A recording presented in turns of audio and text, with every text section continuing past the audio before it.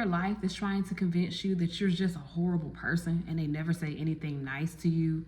Is it someone in your life that has been telling outlandish lies on you, and for some strange reason, regardless of the fact that people know you, they actually are siding with the person that is lying? If this is your story, then chances are you are dealing with somebody who is harboring a Jezebel spirit. In this video, we'll discuss why you were chosen as a scapegoat, how to use your discernment as a guide to prevent further scapegoating, and last but not the least, how to break free and take your power back. Thank you for joining me. My name is Sade, and now let's talk about demons. So, what makes a good scapegoat? A good scapegoat is someone who is kind, humble, compassionate, and just altogether full of life. Jesus had those same qualities, and he was the ultimate biblical scapegoat. Remember, he died on the cross for our sins. So they chose you because you have such good qualities. Let's talk about those qualities and what you have to offer and what that means for somebody who has a Jezebel spirit.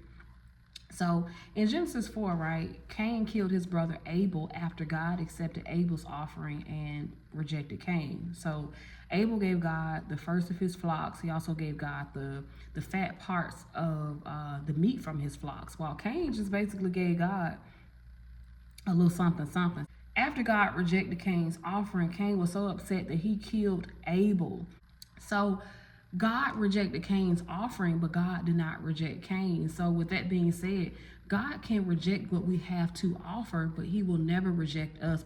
He proved this when he told Cain that if anybody were to try to kill him, they would suffer 7 times over. And he marked Cain to make sure that this was the case. Let's talk about what you offer once again versus what a person with a Jezebel spirit offers. So you offer kindness while they offer cruelty.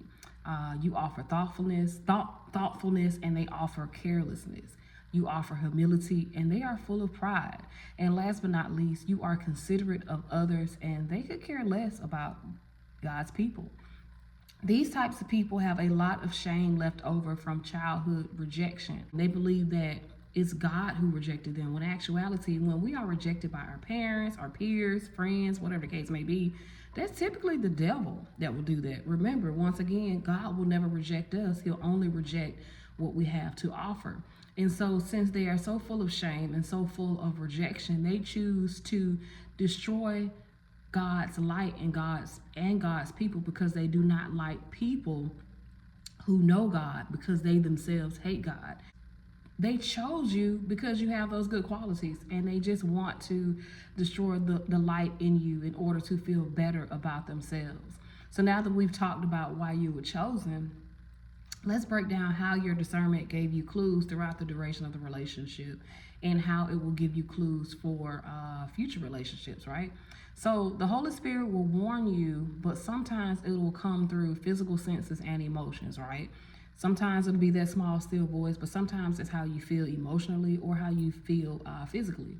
So the first thing that you'll notice in your senses is that you're full of anxiety. So these people who harbor a Jezebel spirit, right, they tend to go back and forth. You can never really sort of guess what they're gonna do, because they go back and forth from being extremely cruel to you to extremely nice to you, usually to get what they want from you. But because you're unable to get comfortable, it causes extreme levels of anxiety in you because you don't know what you're gonna get.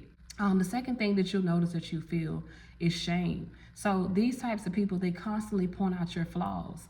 They rarely say anything nice to you. And remember, shame originates with them in childhood. They project that shame onto you by always pointing out negative things about you in order to trick you into believing that the issue is with you and not them.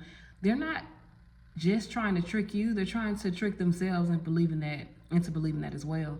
And the last thing is that you feel used and drained. So these types of people are usually takers and not necessarily givers. And so they use people. They will use you emotionally, and they'll use you in terms of deeds too. You'll be running errands and stuff for them, and they will never do the same thing for you. So if you feel anxious, you feel shame, you feel used and drained, chances are you're discerning somebody in your midst who is very manipulative and very, very, very selfish. So always monitor your senses. Do you have unexplained anger? Are you feeling depressed? Are you anxious? Is your heart beating fast? Are you sweating? Do you feel afraid, or do you feel intimidated by someone? Monitor your senses, because they are your red flags. They let you know from a place of discernment when you are being mistreated, or if something just in general is not right. Okay. So we've talked about why you were chosen, and we talked about how your discernment can give you clues and how you can use that discernment to prevent yourself from being further scapegoated, right? So now let's talk about how you can break free. So first and foremost, stop providing these types of people with information about yourself, what you have planned, your feelings, or basically anything personal about you at all. So let me tell you a personal story. I had a miscarriage back in 2014, and I told a good friend of mine about it. And from that day after, for months, she sort of taunted me about the fact that I had a miscarriage. She told other people about it. She would make little comments about me getting old and when you're going to have a baby, basically hurtful things. It hurt me, but it made me realize that that was something that she did a lot. When I told her things that I did not like, or told her things that hurt me, either she would constantly bring it up, or she would do it herself in sort of a taunting, vexing type of manner. So I always felt uncomfortable. And she would also take my ideas. If I told her about, I planned on going somewhere, like I said, okay, I'm going to Walmart, I'm going to grab this new viral such and such that I saw. She would beat me, go to Walmart, buy that viral thing, and then just do it in my face. I got such and such, woo, woo, woo. And it started to really frustrate me. And so I asked the Holy Spirit, what can I do to break free from this relationship? And he told me to respect her, but don't engage in any small talk. So respecting her was just, saying, hey, how you doing? But engaging in small talk was digging deeper into deeper conversations, which I refrained from doing. And I noticed that after a certain amount of time, she stopped coming around. She stopped contacting me. I basically figured out her kryptonite. And so small talk, remember, it leads to deeper conversations. And these type of people, they're not as wise or all-knowing as you would believe, because that's how they try to make it seem like, oh, they know everything and blah, blah, blah. But the truth of the matter is they study us, and they study the way that we react to certain scenarios, to certain stimuli. And so they listen to your conversations and the things that you tell them, and they use what you say against you to manipulate you and your emotions. And to take it a step further, they will link with people that you have in common, get their opinions and all that and stuff as well, and add all of that to the mix to be able to manipulate the environment as well.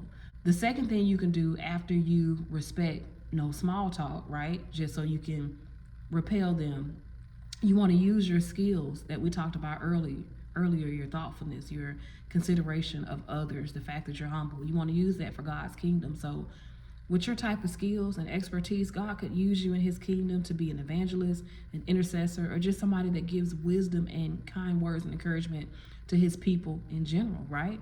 So consider that.